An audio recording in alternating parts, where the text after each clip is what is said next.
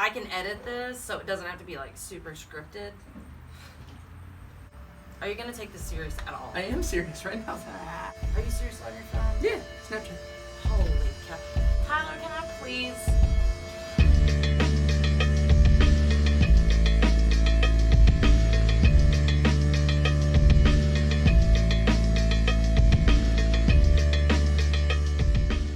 So what you're saying is they haven't heard us argue.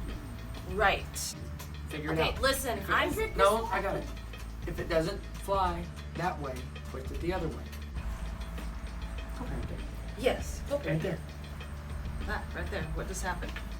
Okay, so we're going to talk about co-parenting. You know, people are just curious, or they're skeptical, or they just flat out think this is weird. We're going to talk about how we got to the place of where we are now, because it did not start out like this. Right.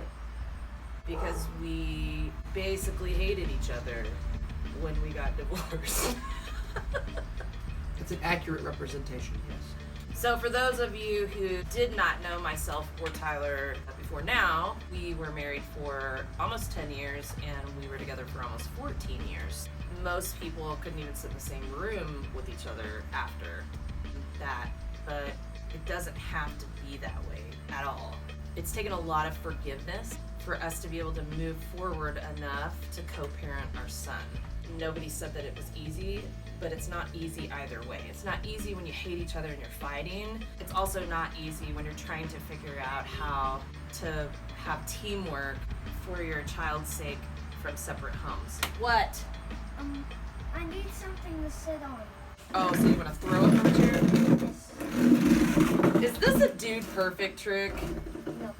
Parents should act with each other. Hold on, say that over again since your child is dragging the chair. Now he's running it against my car. Cool. I forgot what I It's said. your kid. It came to a point where it wasn't about us, it was about him. Because neither one of us ever tried to use our child as a weapon against each other. Right.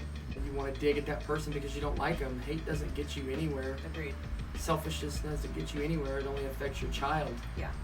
So what's the point in using your child as a weapon when all it's going to do is hurt them? Exactly. But he doesn't know any different. He doesn't realize that people whose parents aren't together, that a lot of people are fighting and conflicting and angry and using their kids as weapons or leverage. He doesn't know what that's like. And so it's a win for him, which is ultimately what our goal was. He gets 2 Christmases. Yeah, he gets a lot of Christmases. Good grief. I don't know what I was going to say. God. Yep. When you're walking out of a divorce, you've been together for so long, there's a lot of baggage that you're walking away with.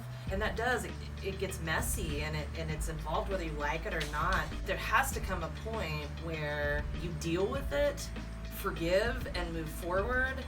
When you don't forgive, it's like drinking poison and expecting somebody else to die. And all it does is create further conflict and chaos. You know, And who does that affect directly? right? Our child is worth more than that. His life is more valuable than us having to be right and having to, have the last word, having to have the upper hand. And it doesn't mean that doesn't happen. I mean, we still bicker, we still argue, we still agree on everything. But at the end of the day, I know that Parker has a good daddy. He would do anything for his child, and why would I take that away from my kid? Like, even removing Tyler from the equation, why would I do that to my son? Why would I use whether he can see him or not see him, or be involved or not be involved, or if you're 5 minutes late, then screw you? Like, why would I do that to my child? Or I need you to meet me at McDonald's because we can't be at each other's house. Right? I wanted to start this with discussing where we came from. This wasn't just some seamless transition that we were like, oh, we've been together the entirety of our adult life, so now we're just going to step into this and it's going to be like, done. It didn't work that way. It was hard work. We had to really, really dig deep. We're over my mom's house. Oh, That's thank fantastic. God. I was so worried. That's fantastic. We really had to make an honest-hearted decision that we were going to put our son first and squash whatever it was that we could not make work in our marriage and move forward as co-parents. It was It was awkward, it was super uncomfortable, but so was fighting. We addressed where it came from, how much work we put into this, and it works great. Most of the time when Tyler's not getting on my freaking nerves. There's other things that people often question. Number one, just talk about this. Why are you guys sitting there making a video together? Yeah, we'll talk about the pink elephant in the room. If you guys get along so well, how come you're not together? Not a chance. Never. Nope. Never. Do you think we're just hiding it in our back pocket? We were married for almost 10 years. If we wanted to be together, we would. It does not work. It ain't happening. Not now, not never. Oil? Water. Yeah. It's like a big stick of dynamite all day. No. There's the number one thing. If you guys get along so well, how come you don't just try to work it out? You don't try to get back We together? did try to work it out. We get along. That explanation was stupid. Probably. We didn't work it out. We worked out how to get along for our child. Yes. Whoa. Think about the people that you're close to or that you have friendships with, and every single one of them you could marry because you get along with them? That doesn't make any sense. But you guys have a kid together, it's different. Right, so then we would be together for our child. Which I've seen a lot of. Which is not gonna happen. Unhappy, unhappy marriages. That and they is stay not a together good for child. foundation. No. We ain't gonna be together ever. Never. I mean, we're together right now. We're sitting together. But, this is exhausting. So the second thing is introducing partners for me and for him. The fact of the matter is, I'm not gonna be single forever. One day I'm gonna get married. Oh my God. This is stupid. There's gonna come a point where I meet somebody who's gonna punch him in the face, like guaranteed, and he's gonna deserve it. But I know that I'm gonna be married one day. insecurities come into play and they're ridiculous. Yeah. If I want to be with somebody, I'm going to be with them. I'm not going to be with them and my ex-wife. It's going to take an extraordinarily secure man to come stand next to me and be okay with the dynamic I have with my ex-husband and the fact that we co-parent very well together and we do a lot of activities together with our son. He comes over and picks him up, takes him to dinner. We don't have a super rigid schedule. Parker's always known it that way, and it's so beneficial for him. Yes. It's going to take an extraordinarily secure woman who is not threatened by the fact that he and I get along really well. There's nothing wrong with feeling uncomfortable because this dynamic isn't typical. You don't see this all the time. Although I wish people did, because it should be more normal. But if I am seeing somebody or I'm with somebody, I think it's really imperative that they be secure enough to discuss it with me. For one, it doesn't happen overnight. Tyler's on his phone, like always.